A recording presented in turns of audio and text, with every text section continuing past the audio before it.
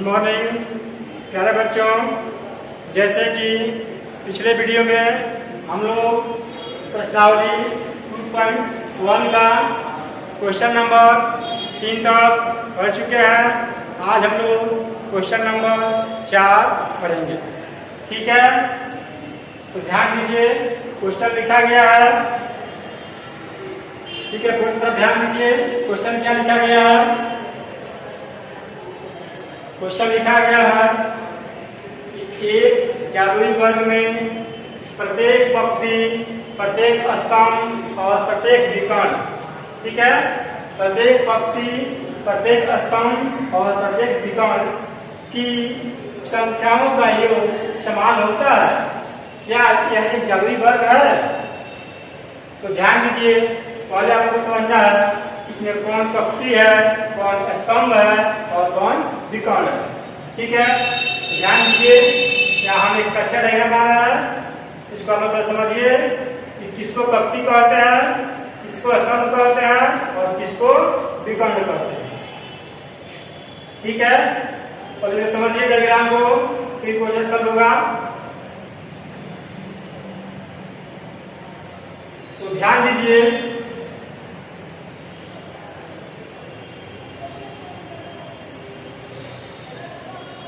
ये जो आपका है, ठीक है, ये क्या है जी, ये आपका पंक्ति है। ठीक है, क्या आपका ये आपका पंक्ति है, यानी लाइनिंग है। ठीक है, ये आपका है पंक्ति है, पंक्ति। ठीक है, तीनों क्या आपका, तीनों का पंक्ति है। ठीक है, दूसरा क्या है, दूसरा पूछा है स्तंभ। अब ध्यान दीजिए, ये आपका क्या पंक्ति है, पंक्ति है, और ये क्या आपका पंक्ति है। और पूछा है स्तंभ, नहीं स्तंभ क्या होता है, ध्यान दीजिए, इसको हम काटेंगे फिर 3 भाग में, एक भाग गया एक दो भाग। ठीक है, ये इसका है, ये इसका स्तंभ है। ये क्या है, पहला स्तंभ है, ये दूसरा स्तंभ है और ये क्या है, तीसरा स्तंभ है। ठीक है, 3 पंक्ति है, 1 2 3। ठीक है, इसी प्रकार 3 स्तंभ भी है, यानी 1 स्तंभ, 2 स्तंभ और 3 स्तंभ। ठीक है, और जो संख्या दिया है वो 3 क्या है, 3 या तो ये पंक्ति है। ठीक है, ये क्या है, पंक्ति है। ठीक है, तीनों क्या है, पंक्ति है। ठीक है, और ये तीनों क्या है, ये का स्तंभ है। ठीक है, यानी संख्या का 4/13, 9/13, 2/13 क्या है, एक पंक्ति है। ठीक है, और 4/13, 3/13, 8/13 क्या है, ये स्तंभ है। ठीक है, ये क्या है, स्तंभ है। और क्या देखना है, आप देखना है विकर्ण। तो विकर्ण आप लोग जानते हैं कि ये मान लेते हैं इस शीर्ष को इसे मिलाते हैं, तो पहला विकर्ण हो गया।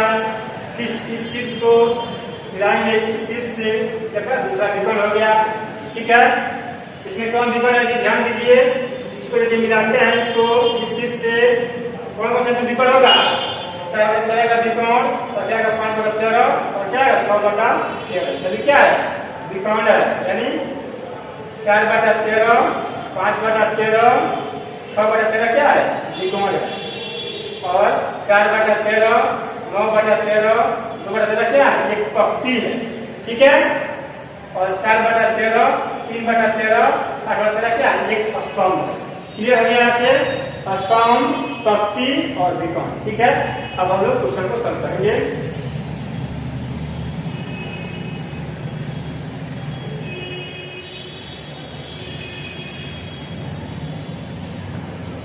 चलिए क्वेश्चन को सॉल्व करते हैं। क्वेश्चन पूछा है कि एक जादुई वर्ग में प्रत्येक पंक्ति, प्रत्येक स्तंभ और प्रत्येक विकर्ण की संख्याओं का योग समान होता है। तो देखते हैं कि समान है या नहीं। तो सबसे पहले लिखेंगे प्रथम पंक्ति के अनुदिश। क्या लिखेंगे जी आंसर में, लिखेंगे प्रथम पंक्ति पर लिखेंगे, पहले प्रथम पंक्ति का प्रथम पंक्ति के अनुदिश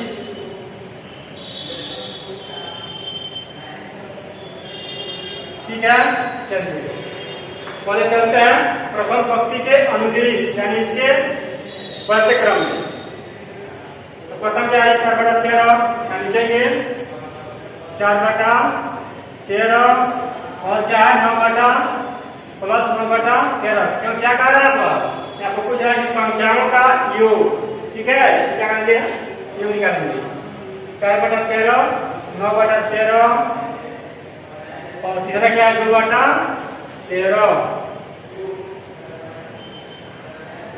अब इसको निकालिए, इसको सॉल्व कीजिए, कितने समान आ रहा। ध्यान दीजिए ये क्या है, कितना है 4 है, हर क्या है 13, अंश कितना है 9 है, हर कितना है 13, अंश कितना है 2 है, हर कितना है 13, यानी हर क्या है सभी का हर समान है। तो इसे कितना एलसीएम होगा जी 13 13 13 कितना एलसीएम होगा, इसका एलसीएम 13 ही होगा। ठीक है 13, अब भाग देंगे 13 से 13 कितना जाएगा, एक मार्क में 13 एकम 13 जाएगा, एक मार्क में एक से गुना करेंगे 4 कितना 1 चौके 4 प्लस फिर भाग देंगे 13 से 13 एकम 13 कितना भाग बना 1, फिर 1 से गुना करेंगे 9 में 1 9 प्लस फिर भाग दीजिए 13 से 13 एकम 13 कितना भाग बना 1 1 दुगुनी 2। चलिए अब इसको ऐड कीजिए, कितना आएगा जी 9 4 13 2 15/13 कितना आएगा जी 15/13। चलिए ये क्या रहा, ये प्रथम पंक्ति के अनुदिश रहा, ठीक है। अब निकालेंगे, ठीक है, पहले पंक्ति हो गया, अब क्या पूछा है स्तंभ, अब निकालेंगे स्तंभ, फिर लिखेंगे प्रथम स्तंभ के अनुदिश। क्या लिखेंगे जी प्रथम स्तंभ, प्रथम स्तंभ के अनुदिश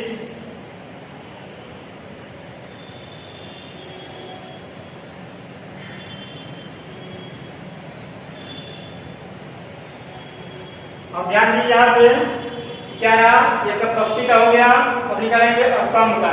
ये तो स्तंभ है, ठीक है, क्या लिखेंगे 4/13 4/13 प्लस क्या लिखेंगे 3/13 3/13 ठीक है, प्लस 8/13 8/13 कितना होगा जी 13 13 कितना से होगा, इसका एलसीएम आपका 13 ही होगा। अब लिखेंगे 13, फिर ऐसे ही भाग देंगे जैसे इसमें भाग दिए थे, फिर भाग देंगे 13 से एक मार्क में 13 एकम 13 कितना भाग हो जाए 1 से 1 चौके 4 प्लस है, फिर भाग देंगे 13 से 13 एक मार्क में, फिर 1 से गुना किया 1 यानी 3 प्लस है, फिर भाग दीजिए 13 से जाएगा एक मार्क 13 एकम 13 कितना भाग पड़ा 1 से गुना किया आपने 1/8 इसको जोड़िए कितना हो गया जी 4 3 7 8 15/13 यानी क्या इसका मान आएगा 15/13, इससे लेना 15/13, ठीक है। ये आपका क्या है पंक्ति है, ये क्या स्तंभ है। अब क्या बचा जी, अब बचा आपका विकर्ण, ठीक है। अब निकालेंगे कि प्रथम विकर्ण के अनुदिश। क्या लिखेंगे जी प्रथम विकर्ण के अनुदिश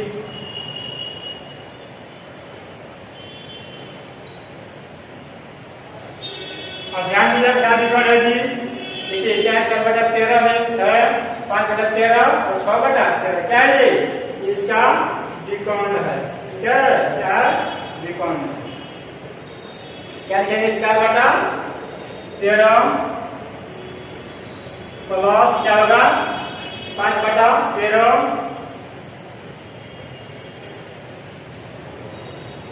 प्लस क्या होगा 6/13। इसका रिएक्शन कितना होगा जी, इसका रिएक्शन कितना होगा 13 होगा। ऐसे इसमें भाग दीजिए ठीक है, भाग दीजिए, क्या है इसे भाग दीजिए, कितना आएगा 13 कौन 13, कितना भाग रहा है जी 1 से गुना कीजिए 4 में, कितना 1 चौके 4, क्या लिखेंगे 4 प्लस है, फिर भाग देंगे 13 से 13 में जाएगा 1 मार्क में 13 कौन 13, कितना भाग रहा है 1, फिर 1 से गुना कीजिए 5 में 1 बचे 5 प्लस लिखिए, फिर भाग दीजिए 13 से 13 में जाएगा 1 मार्क में, कितना भाग पर मिला 1, फिर 1 से गुना कीजिए 6 में 1 छठे 6, इसको जोड़िए कितना आ गया जी 4 5 9 6 15 बटा 13।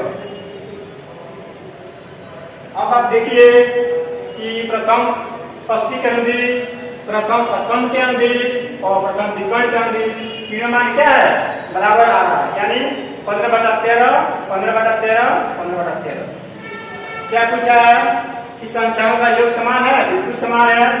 क्या यह जादुई वर्ग है, बिल्कुल जादुई वर्ग है, ठीक है, क्योंकि यहाँ प्रथम पंक्ति के अनुदिश मान समान है, प्रथम अनुदिश प्रथम स्तंभ के अनुदिश भी मान समान है और प्रथम विकर्ण के अनुदिश भी मान जो है समान है, इसलिए तीनों का योग क्या रहा, यानी प्रत्येक पंक्ति प्रत्येक स्तंभ और प्रत्येक विकर्ण का मान हमें बराबर बराबर प्राप्त हो रहा है, इसलिए क्या है यही जादुई वर्ग है और समान में क्या है बिल्कुल समान है। चलिए अतः प्रत्येक पंक्ति स्तंभ विकर्ण, प्रत्येक पंक्ति स्तंभ विकर्ण का मान बराबर है, बराबर है, ठीक है, यही आपका आंसर होगा। क्लियर, इस क्वेश्चन को आप लोग अच्छे से समझ चुके हैं।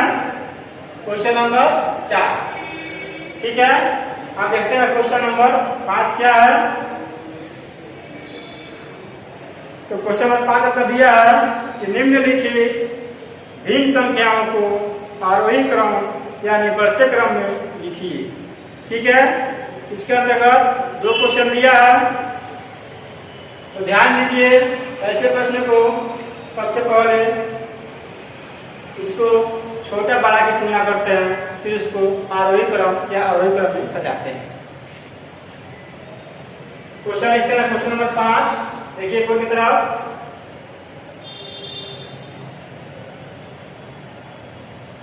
पांच है निम्नलिखित भिन्न संख्याओं को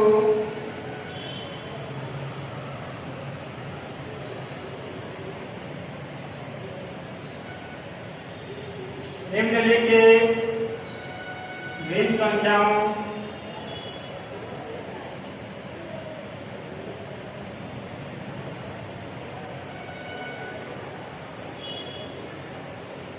निम्नलिखित भिन्न संख्याओं को आरोही क्रम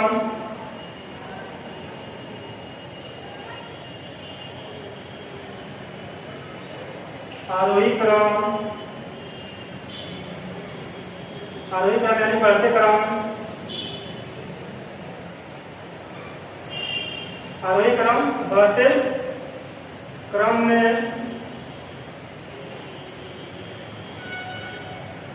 सजाएं, ठीक है, यह का क्वेश्चन है।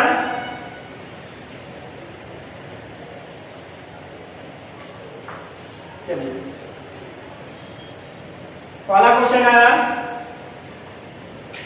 ठीक है, इसके अंतर्गत पहला क्वेश्चन दिया है 1/2, 3/4,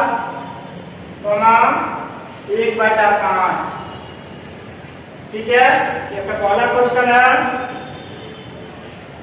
तो पहला क्वेश्चन को समझ लीजिए, उसके बाद आप लोग दूसरा क्वेश्चन सॉल्व कीजिएगा, उस क्वेश्चन को हम बोर्ड पर लिख देंगे, पहले इसको समझ लीजिए, ठीक है। क्या लिखा है क्वेश्चन का हेडिंग, निम्नलिखित भिन्न संख्याओं को आरोही क्रम यानी बढ़ते क्रम में सजाना। ठीक है, तो सबसे पहले ध्यान दीजिए, इसके पहले हमने चैप्टर के शुरुआती दौर में बताए थे कि जब भी ऐसे कोई संख्या कोई दो पद हो या 3 पद हो या 4 पद हो तो उसको छोटा बड़ा ज्ञात करने के लिए क्रॉस मल्टीप्लाई गुना करते हैं, सबसे आसान तरीका है। ठीक है, या इसको भाग दे सकते हैं, कौन से भाग दे सकते हैं, हर से वैसे भी इसका मान प्राप्त किया जा सकता है, लेकिन सबसे आसान है इसका क्रॉस मल्टीप्लाई गुना करके छोटा बड़ा मान ज्ञात कर लीजिए और उसको आरोही क्रम या अवरोही क्रम में सजा दीजिए। तो चलिए हम इसी विधि के तहत इसको सॉल्व करते हैं, यानी क्रॉस मल्टीप्लाई से गुना करेंगे और इसका मान पहले छोटा बड़ा प्राप्त करेंगे, फिर इसको आरोही क्रम या अवरोही क्रम में सजाएंगे।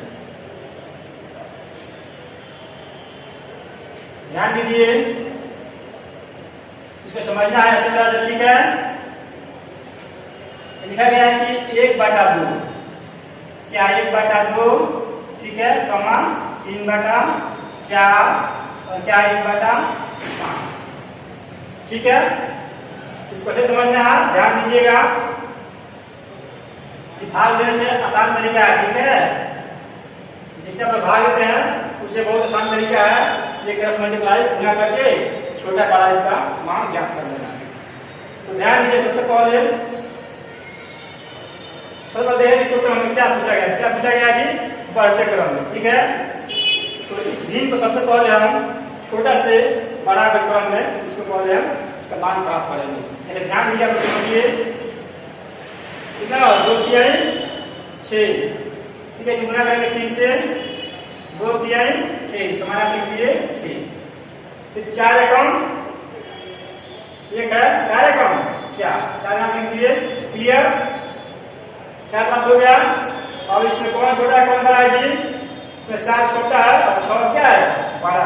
1/2 क्या है जी, सबसे छोटा है और इससे बड़ा क्या है 3/4। क्लियर, अब इसका तुलना कीजिए इससे। ठीक है, अब इसको यहां से क्या दीजिए, क्योंकि इन दोनों तुलना हो गया, कौन छोटा है कौन बड़ा है। 1/2 क्या छोटा है इससे, 3/4 से, और 3/4 क्या है 1/2 से बड़ा है। क्लियर, अब तुलना कीजिए इसमें। ठीक है, अब तुलना करना आपको, इसे तुलना करना है इसमें और इसे तुलना करना है इसमें। 5 तिहाई 15 क्या हुआ, 4 एकम 4। यहाँ कितना का बोलिए 4 एकम 4 यहाँ मेरा था और यहाँ कितना रहा 4 एकम 4, यानी भिन्न 1/2 और 1/5 क्या है, दोनों भिन्न बराबर है और दोनों से क्या है 3/4, दोनों भिन्न से बड़ा है। ठीक है, और इसका मान कितना पूरा 4 एकम 4, यहाँ से था 4। ठीक है, यहाँ तो क्या 6, तो इन दोनों तुलना में क्या था, ये छोटा था और ये बड़ा था। ठीक है, अब इसका तुलना इसे कर रहा है 5 तिहाई 15 और 4 एकम 4, यानी इसका मान दे रहा है 4 और इसका मान कितना रहा 4, यानी 1/2 कमा 1/5 दोनों भिन्न क्या है, आपस में बराबर है, जबकि 3/4 इन दोनों से बड़ा है। क्लियर, तो पहले हम 1/2 को लिखेंगे, फिर लिखेंगे 1/5, फिर लिखेंगे 3/4। क्या है इसका बढ़ते क्रम में है। ठीक है,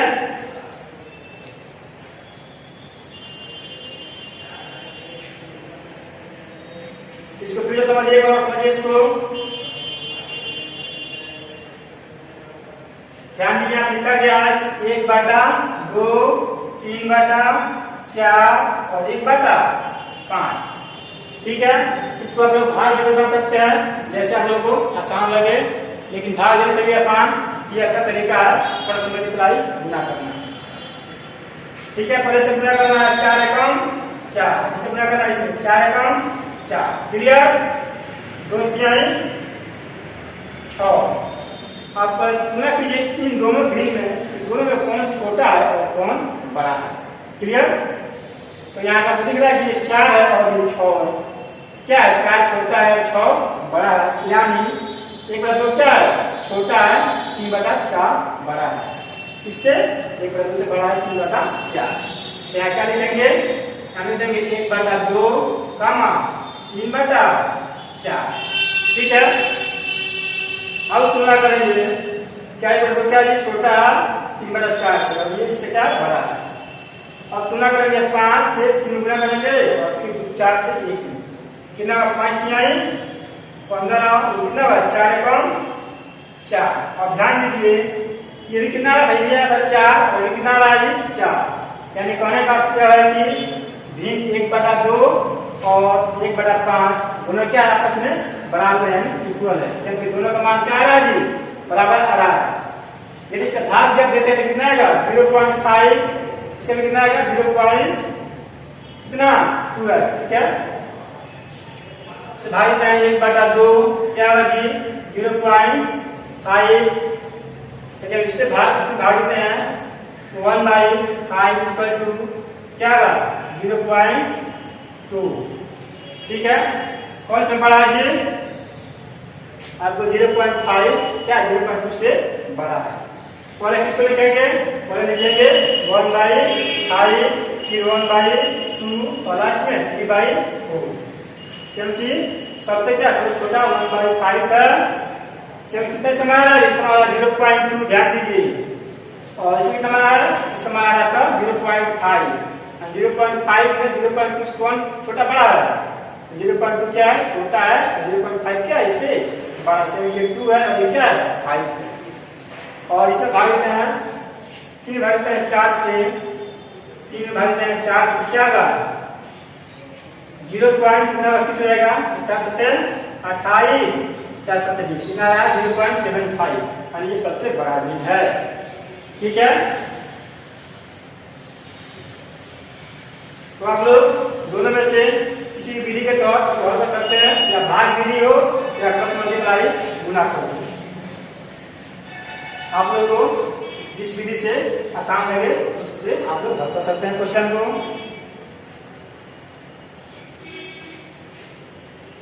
लिखेंगे 1/2 कमा 3/4 कमा 1/5 बराबर क्या होगा इसका, क्या पूछा है आरोही क्रम यानी बढ़ते क्रम। चलिए इसके भाग के तौर पर निकालते हैं इसका मान, ये कितना होगा जी इसका होगा 1/2 बराबर 0.5, फिर लिखेंगे 3/4 बराबर लिखेंगे 0.75, फिर लिखेंगे 1/5 बराबर 0.2, ठीक है। भाग देना, ठीक है, ठीक है। 3 में भाग देना 4 से कितना आएगा 0.75 आएगा, इसी प्रकार 1 में भाग देना 2 से 0.5 आएगा, इसी प्रकार 1 में भाग देना 5 से 0.2 आएगा।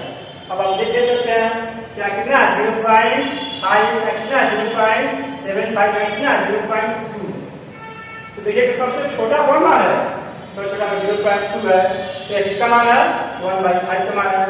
यहाँ लिखिए बढ़ते क्रम